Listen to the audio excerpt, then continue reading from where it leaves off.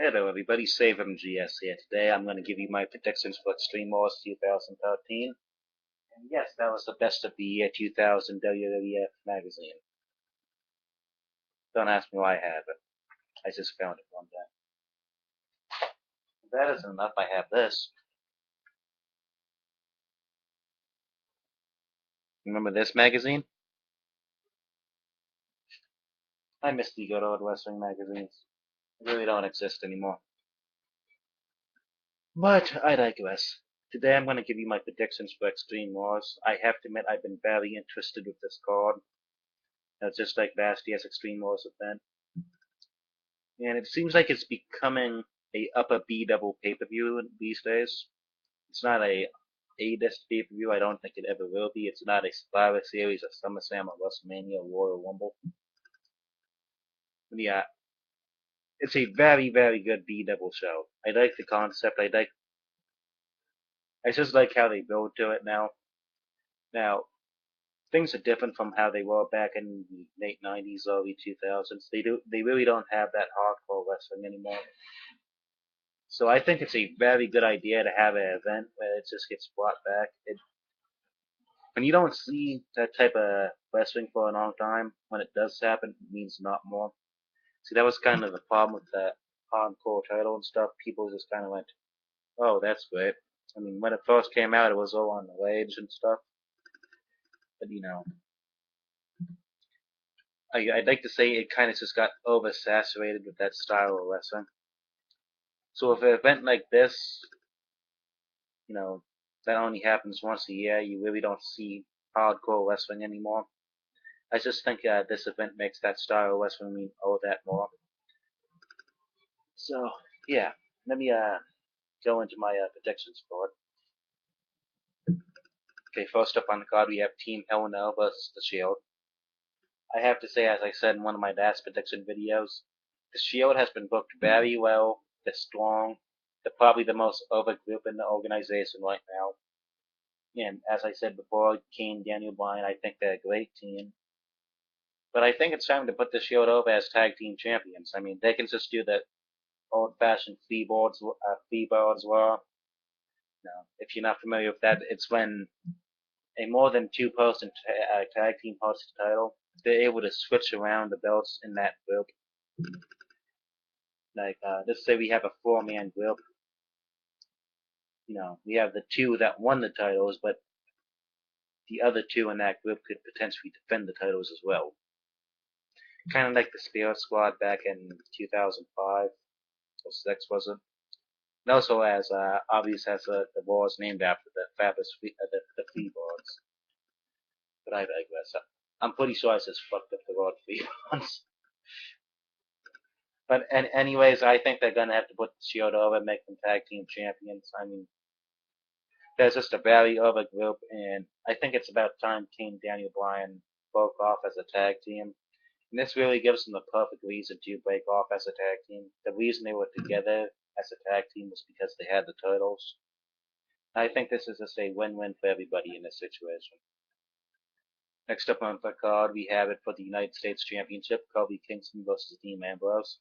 I have to say these two are very athletic, but Kofi Kingston's been in that mid-card forever. And I mean forever. I mean, I think he's been in the WWE since 2007, and he's basically never moved up on the card since then. I mean, he's always been like this mid-level title war, or tag team title war. I mean, he's just never really broke through to that next level. And Dean Ambrose, he's a pretty new guy to the company still, but he's very impressive. He cuts a good promo. He's physically big. He's 6'5" or 6'4". He's a young guy. But it seems like they're trying to book Kofi Kingston strong right now. So I believe Kingston's going to retain the title. I mean, I think it's the right choice right now. I mean, Dean Ambrose really doesn't have anything going for him at the moment.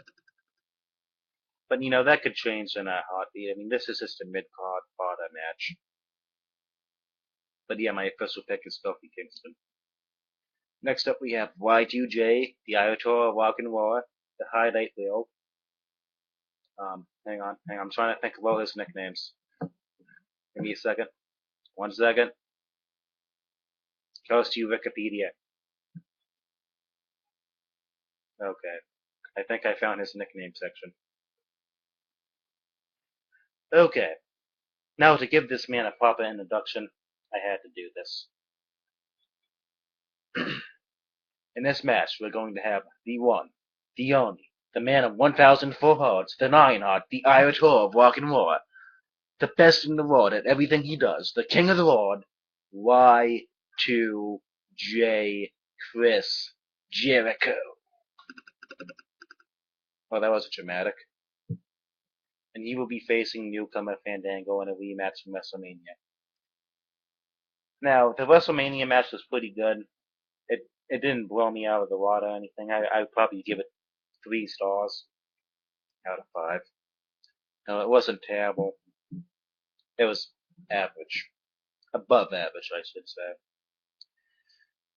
So, yeah, I think this is the pay-per-view where Jericho's going to get his win back on Fandango. So, yeah, they're both very confident workers. Jericho more so than Fandango, but Fandango's a good worker in his own right as well. But, I just see Jericho going over in this one. So next up on the card we have Randy Orton versus Big Show. A match that means nothing. I'm going to pick Randy Orton for no reason.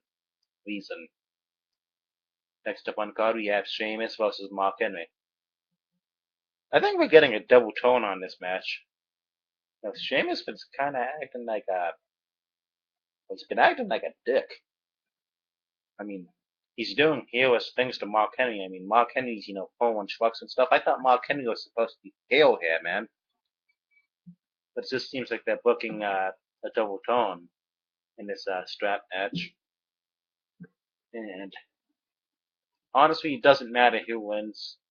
These guys are going to stay at the upper middle card no matter what. But yeah, I think Mark Henry's going to turn face and Sheamus is going to turn heel in this match. It really doesn't matter who wins, so I'll just say Mark Henry wins.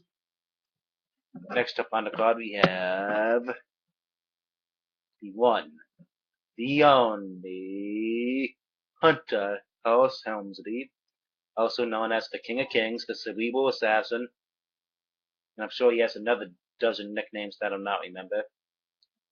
Oh yeah, the Connecticut Blueblood, how could I forget about that? Oh shit, I forgot the game. How did I forget that one? Seriously. Well anyways, Triple H is going to be facing Brock Lesnar. Now, I must say, I've been impressed with all of their matches so far. A lot of people have been very down on this feud. But I really enjoyed their work together. I think I'm in the minority here, at least of wrestling fans on the INC. But I really enjoyed this. I mean, Lesnar's incorporating his MMA background, and Triple H is adapting to it as well. I just think this is going to be a very interesting steel cage match.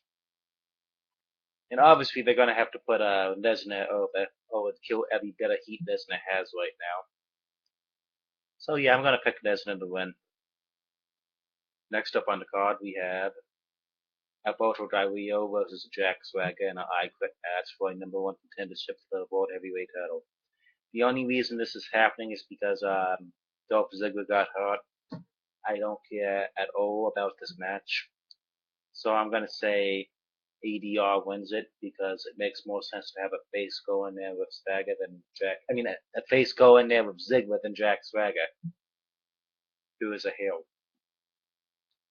Jeez, I got tongue-tied like that. Good thing about professional wrestling names, they'll always F up your speech pattern. But I digress. In the main event of the evening, we have the 5 Mills of Doom versus the worst promo in recent memory. I wouldn't say the worst promo. Ryback's actually had a couple decent ones, but yeah. We have John Cena versus Ryback and a masked man chanting for the WWE Championship. I don't think anybody would be surprised if Ryback won this match. I mean, they seem to be really getting behind the guy. And he's talented, obviously. But I think they're going to keep the strap on Cena for a little bit longer. mean, it makes sense in my opinion. I mean, he's just got that. He's just won it from The Rock. And if he lost it now, it would be really downgrading that accomplishment. So I think it would make sense if they book Cena to win. So, as much as oh, the INC does not want to see Cena as champion, you gotta be realistic here. I think Cena's gonna win this match. I think they're gonna book it about 50-50. I don't think any. Actually, no, no, no. I think they're gonna have Ryback dominate most of the early match, and Cena's just gonna find a way to win towards the end. I think it'd be a real good idea if they build it like the Cena versus Umaga match all those years ago at, I believe it was the Royal Rumble 2007, 6. I'm not sure. But that match was really good between Cena and Umaga. Obviously, Ryback's not the rocker that Umaga was, but I think they could do some similar stuff in it. So, yeah. Also, if anybody gives a crap, we have the pre-show with The Miz and Cody Rhodes. I'm not even going to dignify this match with a winner. I'm just going to say it's going to end in a no contest. Okay, everybody, tell me if you agree, disagree. Yeah. Peace.